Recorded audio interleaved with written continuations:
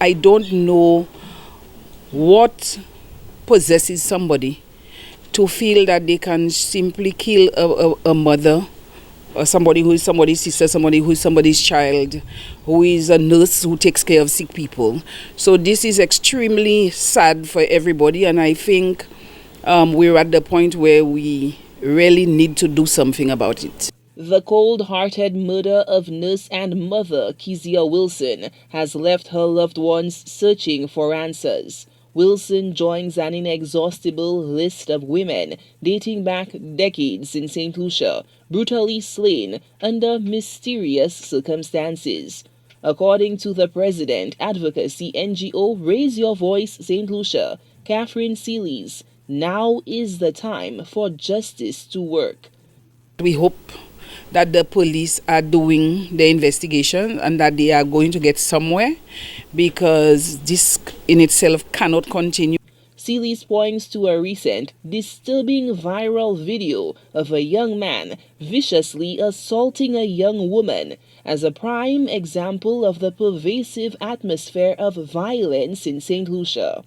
We see this video and then we ask ourselves, what were the people around there doing? The person who was videotaping, what were they doing? The people who were around, what were they doing?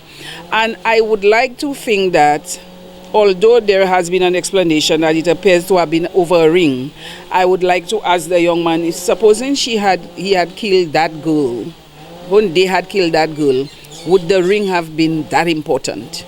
And there is need for some very creative interventions when it comes to violence among young people, because when you look at the population at Bodile between 16 to 35, they seem to have filled the place.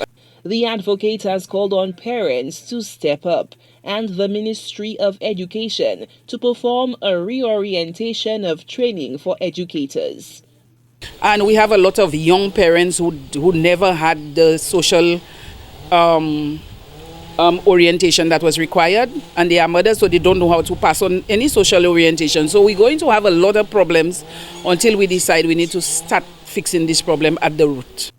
Raise Your Voice St. Lucia. Come Friday, November 25th, we'll join the rest of the world in observing the 16 days of activism against gender-based violence.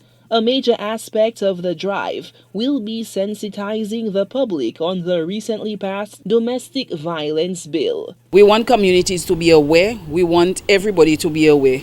And I want to say here that the process has been simplified. You make a report to the police, they take your report, they give you a copy, you get it notarized by a JP, and then you take it to the family court for a protection order. It is that simple, and we want people to know that they can do that.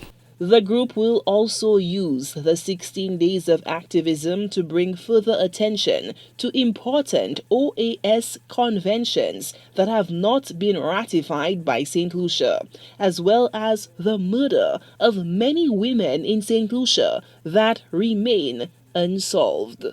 Solange Alfred, HTS News Force.